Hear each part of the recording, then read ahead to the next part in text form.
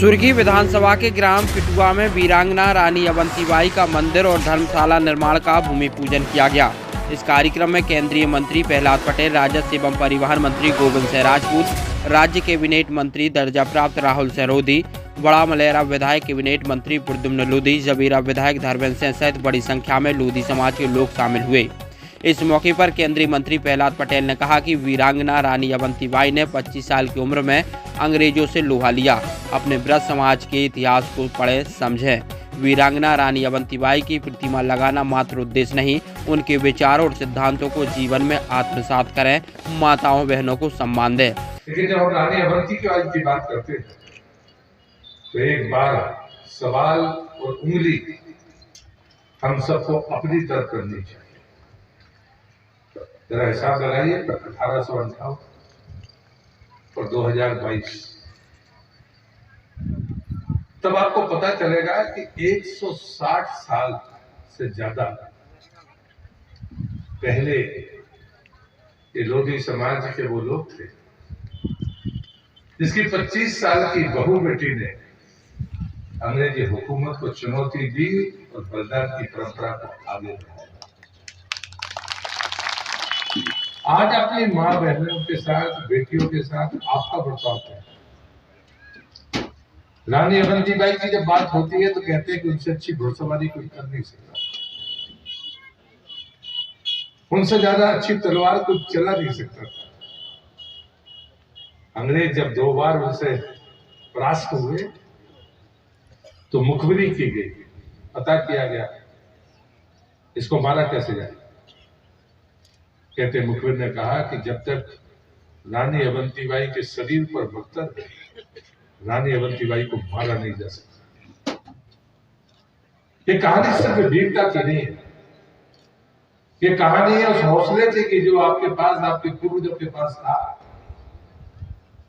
तो मेरा पहला प्रश्न है, ये हौसला आपका कहां चला गया? क्योंकि आपने अपनी बहु बेटियों को बराबरी का दर्जा नहीं दिया, उनकी योग्यता का ख्याल नहीं रखा, इसलिए आप अपने आप को पिछड़ा मानते हैं, आप अपने आप को गरीब मानते हैं, आप अपने आप को कमजोर मानते हैं। और कहते हैं कि जब उस समय पितरों का समय था, इसलिए अभी तक रानी अवंतीबाई की मृत्यु का निश्चित समय नहीं। जो तारीख हम मनाते हैं बलिदान की, वो सही नहीं है, इस पर भी विवाद है। कहते हैं वो पितरों का समय था और तर्पण करने के लिए परिवार में कोई था नहीं, तो वो नदी में तर्पण करने के लिए स्नान किया। उस समय उन्होंने बख्तर उतारा, तब उन पर हमला हुआ और तब वो शहीद हुए। कहते हैं शरीर में बख्तर होता तो महारानी को मारा नहीं जा सकता। ये जो चीजें हैं, ये चीजें हम सब कहानी के समान पढ़ते हैं और उसके बाद अपने आप अपने रास्ते पर चले जाते हैं। मूर्तियां लगाने से रानी अवंतीबाई अमर नहीं होगी, उसके रास्ते पर चलने से अमर होगी। ये बात हम कमजोर कैसे हैं? मुझसे पूछा। साथ ही राजस्व एवं परिवहन मंत्री गोविंद सिंह राजपूत ने कहा कि 40 लाख रुपए की लागत से वीरांगना रानी अवंतीबाई का भव्य मंदिर और लोधी समाज की धर्मशाला का निर्माण होगा। उन्होंने वीरांगना रानी अवंतीबाई की भव्य प्रतिमा लगाने के लिए 5 लाख रुपए की घोषणा भी की। साथ ही कैबिनेट राज्य मंत्री राहुल सिंह लोधी ने कहा कि हमें अपने समाज में शिक्षा का प्रचार प्रसार करना है ताकि समाज का उत्थान हो सके।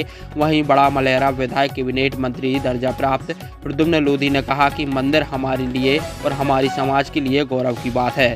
साथ ही जबीरा विधायक धर्मेंद्र सिंह ने कहा कि भाजपा ने लोधी समाज के लोगों को स्थान दिया, भाजपा हमारी हित चिंतक पार्टी है।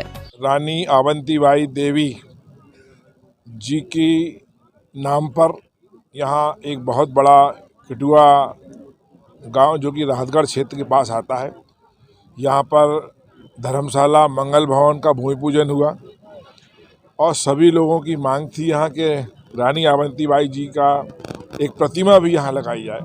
तो प्रतिमा की घोषणा भी हुई है, तो यहाँ एक प्रतिमा लगाई जाएगी। मंगल भवन का पैसा आ गया है और इस कार्यक्रम में केंद्र के मंत्री भारत सरकार के आदरणीय प्रहलाद पटेल जी शामिल हुए। हमारे सभी लोधी समाज के विधायक यहाँ शामिल हुए और बहुत ही तादाद में करीब 5000 लोग इस पूरे प्रांगण में आज बड़े अति उत्साहित होकर इस कार्यक्रम में शामिल हुए। बहुत सारी चर्चाएं हुई। रानी अवंतीबाई की वीरता के बारे में भी हमारे वरिष्ठ समाज के मुखियों ने बताया कि कैसे 1857 की क्रांति में उन्होंने अपनी जान की बाजी लगा दी थी इस देश की आन बान और शान के लिए अंग्रेजों से लड़ते हुए। आज ये बहुत बड़ा कार्यक्रम संपन्न हुआ और जल्दी से जल्दी यहाँ एक रानी अवंतीबाई की बड़ी प्रतिमा लगाई जाएगी।